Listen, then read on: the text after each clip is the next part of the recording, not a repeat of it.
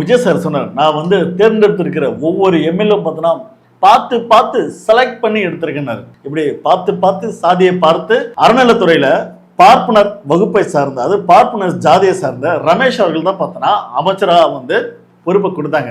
இதுக்கு வந்து பெரும் எதிர்ப்பாக பார்த்தோன்னா இடதுசாரி சிந்தனையாட்கள் ஒட்டுமொத்த தமிழ்நாடும் போய் என்னங்க போய் திருநங்கையிலே சாவியா, அதாவது நம்ம வந்து எதை நோக்கி சண்டை போட்டோம், எதை நோக்கி வந்து கேள்வி எழுப்பணும், பார்ப்பனத்தை நோக்கி நம்ம வந்து சண்டை போட்டோம். களமாடிய ஒரு மண்ணு, அந்த மண்ணுல போயிட்டு விஜய் சார் வந்தோடனே போயிட்டு சாவியை கொண்டு போயிட்டு தாங்க சாவியை பிடிங்க, கோயிலுக்குள்ள போயிட்டு பூஜை பண்ணக்கூடிய தகுதி வந்து யாருக்கு இருக்குன்னா அது அவளுக்கு மட்டும்தான் இருக்கு, பார்ப்பனர்கள் மட்டும்தான் இருக்கு, பிடிங்க சாவியா அப்படின்னு சொல்லி நம்ம விஜய் சார் வந்து கொடுத்திருக்கிறாரு. அவரும் பதவி ஏற்று பார்த்தோம்னா என்ன மாதிரி காமெடி கூத்து பண்ணிக்கிறாருன்னா, கோவில்ல போயிட்டு இந்த சாமி பிரசாதம் இருக்குல்ல, முறுக்கு லட்டு இதெல்லாம் போயிட்டு இதுல வந்து எதுலுமே பார்த்தோன்னா மேனுஃபேக்சரிங் டேட் எந்த ஒரு ஆதாரமே இல்லாம இருக்கு அப்படின்னு சொல்லி ஆய்வு நடத்தி ஆவேசமானாரு.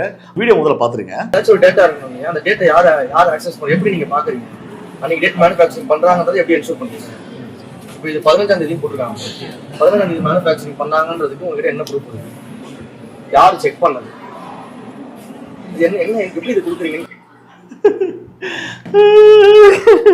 அந்த முறுக்கு சுட்டவர் பாவம் அப்படியே கதட்டு இருப்பாரு. ஐயா இது 15ஆம் தேதி தான் சுட்டதுங்க ஐயா, அதான் டேட்டு போட்டிருக்கேன். அது ஓகே டேட்டு போட்டிருக்கேன், இதை வந்து யார் வந்து அதிகாரப்பூர்வமா சர்டிபிகேட் கொடுத்தது அதை காட்டுறான்றாப்ல. வருஷத்துக்கு ஒரு கிரிக்கெட்ட சிக்கிறா சாமி.